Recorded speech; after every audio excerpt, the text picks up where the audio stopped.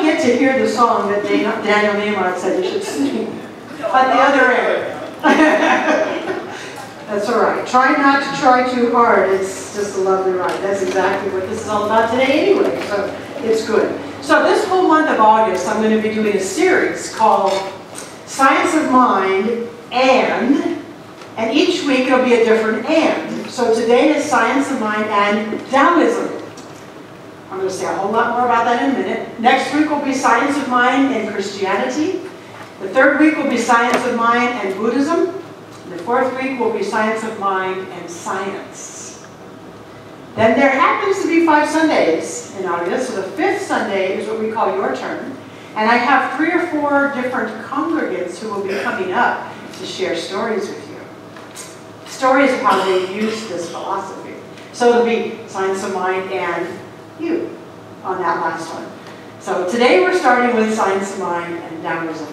This happens to be, for me, my second favorite philosophy or religious understanding. I just absolutely love this, and I live this a lot. So you'll probably hear when I'm speaking today, you'll hear, oh yeah, that's kind of how you present it anyway, because it's I really do love that. So let me just say a little bit about the history of it, first of all. If you're not familiar with Taoism, it's spelled T-A-O, not D-O-W as in Dow Jones. That's something completely different, but it sounds like that. Taoism is a Chinese philosophy.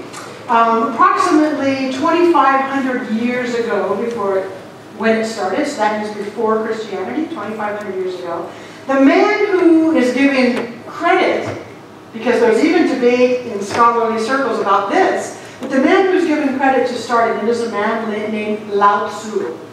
I think it's interesting that there's even debate about that, but for all intents and purposes, we'll say this Chinese guy named Lao Tzu is the one who began to write things down that he understood it, and he wrote it down in 81 passages.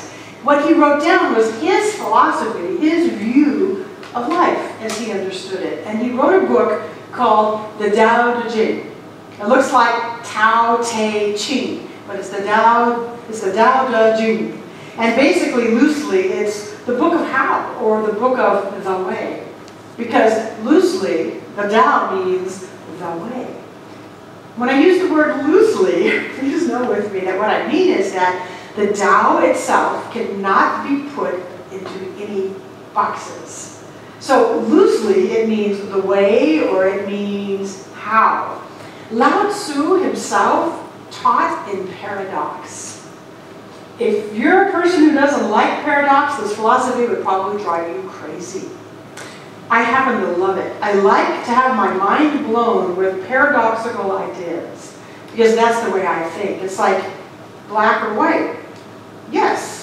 You know, I like that whole idea. So you may go a little nuts if you hear the word paradox, but that's the way this man taught. That's the way he wrote. That's the way he presented his material, because he felt that paradox will open people's mind because it kind of blows it. So you go, whoa, and you get your mind blown, and it makes you think. And when you think, you are taking on new awareness. Okay? So the Tao, it basically is saying, it's the way of things. I brought my 2 favorite sources of the Tao. This one's called the Tao of Power. Keep in mind that the Tao has been translated hundreds of times, if not thousands, and there's lots and lots and lots of commentaries on it, and that's all okay with them. So what I've chosen to do is I'm going to read you the first passage out of 2 different books. And you'll hear the similarities, but you'll hear how they're written very differently, but similar. The second one is this one. It's called the Tao of Leadership.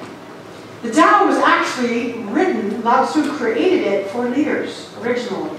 He was working with military people. He was working with a lot of leaders and kings and people who were guides. So it got, along the way, it got used by the common people, but he was originally thinking, this is how leaders should be leading. So here's my 2 favorite that I go to all the time, and I'm just going to actually read them to you, and trust that you will hear the similarities, although very different ways of expressing it. The first passage is called The Beginning of Power. I'm going to say it slow. Open your mind. The Tao that can be expressed is not the Tao of the Absolute. The Tao that can be named is is not the name of the absolute. The nameless originated heaven and earth. The named is the mother of all things. Thus, without expectation, one will always perceive the subtleties. And with expectations, one will always perceive the boundaries. The source of these two is identical, yet their names are different. Together they are called profound. Profound and mysterious. The gateway to the collective subtlety. Never fear, the next one's easier to understand. So if you're already going, what? Good. I like that. All right, this one. Same passage, different writer. Okay? This one happens to be my Bible for here at the church. This one's called Tao Means How. Same idea. Tao means how things happen, how things work. Tao is the single principle underlying all creation. Tao is God. Tao cannot be defined because it applies to everything. You cannot define something in terms of itself. If you define a principle, it's not Tao. Tao is a principle. Creation, on the other hand, is process. That is all there is, principle and process, how and what. All creation unfolds according to Tao. There is no other way. Tao cannot be defined, but Tao can be known. The method is meditation, or being aware of what is happening. By being aware of what is happening, I begin to sense how it is happening. And I begin to sense Tao. To become aware of what is happening, I must pay attention with an open mind. I must set aside my personal prejudices or bias. Prejudiced people see only what fits those prejudices. The method of meditation works because principle and process are inseparable. All process reveals the underlying principle. This means that I can know Tao. I can know God. And by knowing Tao, I know how things happen. Now I'm going to go on and explain a little more of this, so in case you're just going, what the heck? Here's how Ernest Holmes says it.